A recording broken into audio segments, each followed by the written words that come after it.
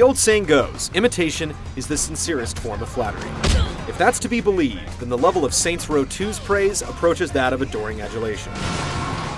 Its object of affection, of course, is the Grand Theft Auto series, particularly GTA San Andreas. There are more similarities between the two than differences, which could be viewed as highly positive or distressingly negative.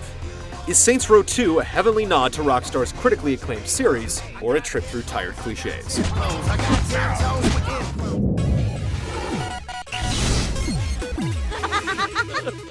You'll never guess who's awake. Set 5 years after the original, Saints Row 2 opens with your character recovering from a coma in Stillwater's prison infirmary. With the help of a friend, your first goal is to break out of the prison in an interactive tutorial that helps explain some of the play mechanics. After engaging in an exciting shootout on a motorboat, you begin your life with a singular purpose: to rebuild the Saints gang and reclaim control over the city. There's only one slightly small problem. You have to rip the city from the hands of 3 rival gangs and a powerful corporation.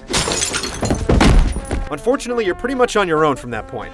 The story is little more than a series of brief cutscenes played before each mission that shows your gang discussing the next job. Side missions don't further the story in any way, there are no branching paths or decisions to make, and there's little interaction between you and your gang for the majority of the game. On the flip side, you aren't constantly being harassed by lonely friends looking to get a bite to eat or go bowling. When the Saints join you, it's to provide backup while you complete a mission. There's very little in the way of idle chit-chat and therefore very little character development or attachment. How about you worry about throwing yourself in front of cars, and I worry about not getting arrested? You got something you wanna say, bitch?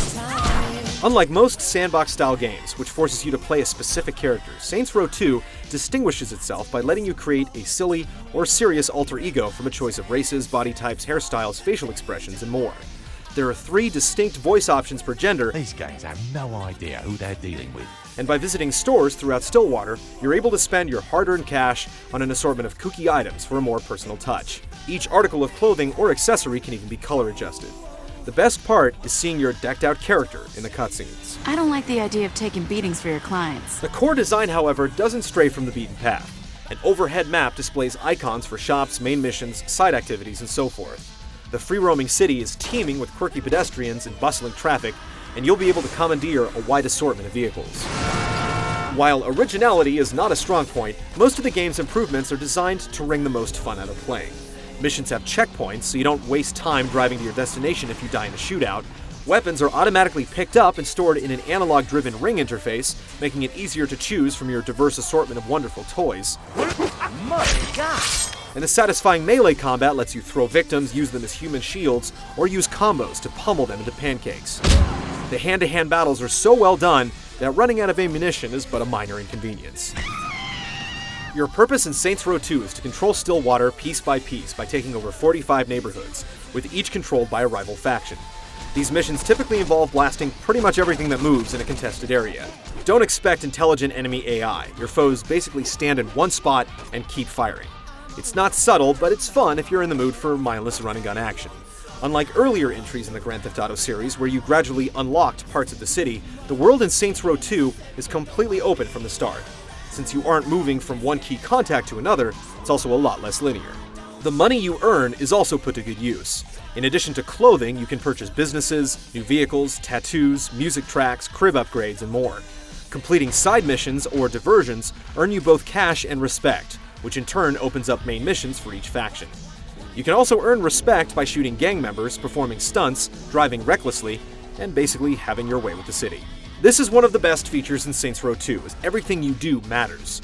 You'll rack up respect points by driving in the oncoming lane, weaving through traffic, or performing one-hit kills. Another interesting design choice is that wearing certain clothes increases your style, which acts as a point multiplier for respect. The more fashion-forward your character, the more respect you'll gain.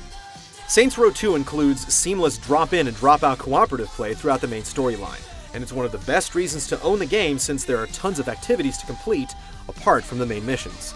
Up to 12 players can compete in deathmatch-style brawls or a team-based strong-arm mode, which involves earning cash in a series of rounds based on side missions from the main game. The problem with this mode is that the 7 activities are thrown together as individual rounds instead of being integrated into one cohesive format. Its hectic nature may appeal to some, but prove frustrating to those trying to work together as a team.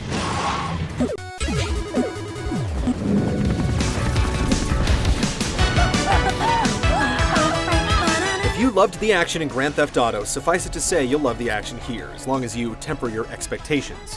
While there are enough activities in Stillwater to fill a tour guide, they aren't all new. You can outrun the law, smash vehicles in a demolition derby, become a hitman or woman, spray graffiti, collect fares in a taxicab, go on rampages, and defend your territory from gangs. Sound familiar? You'll also experience double entendres, snarky radio hosts, and licensed songs from different music genres.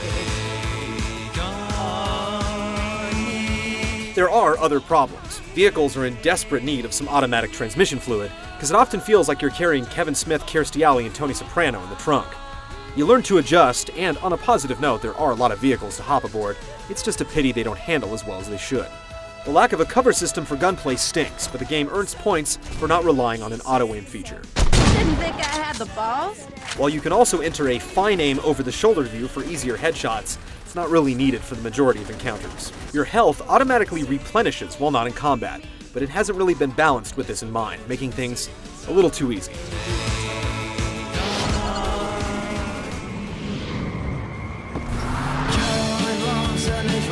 Saints Row 2's presentation is easily its weakest asset. Those expecting a highly polished, technically sound game along the lines of Grand Theft Auto 4 will be sorely disappointed with the end result. It frankly does not look like a 2008 release. Not only are there occasional glitches, but the frame rate is often wildly inconsistent, taking noticeable hits when driving on crowded streets. The camera is a hair too close to your character, hindering your viewpoint at times, and there's noticeable pop-up when riding in a vehicle. Character models look good, especially the varied pedestrians, but the animation is stiff. Saving the presentation to a degree is the quality of voice acting, injecting the characters with a strong dose of personality. But what if we just start here, walk into the casino, and just shoot all the motherfuckers that are between us and the money?